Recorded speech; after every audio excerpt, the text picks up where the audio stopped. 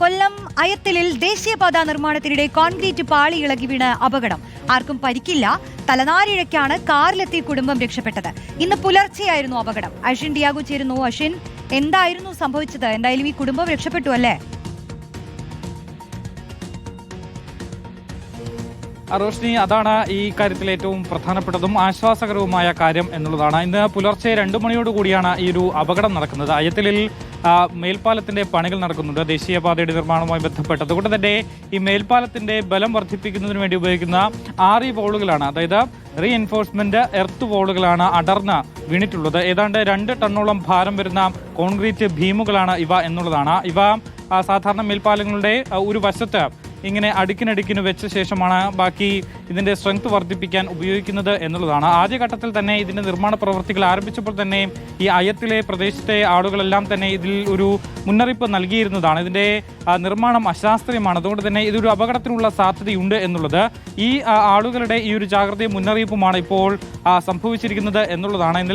ഇന്ന് പുലർച്ചെ 2 മണിയോടുകൂടി ഈ ഒരു കോൺക്രീറ്റ് ബീം, ഏതാണ്ട് 2 ടണ്ണോളം വരുന്ന കോൺക്രീറ്റ് ബീം 30 അടി ഉയർച്ചയിൽ നിന്ന് താഴേക്ക് വീഴുകയായിരുന്നു എന്നുള്ളതാണ്. തലനാടിരയ്ക്കാണ് വലിയൊരു അപകടം ഒഴിവായിട്ടുള്ളത്. ഒരു കുടുംബം ന്യൂ ഇയർ ആഘോഷമൊക്കെ കഴിഞ്ഞ് തിരിച്ച് വീട്ടിലേക്ക് പോവുകയാണ്.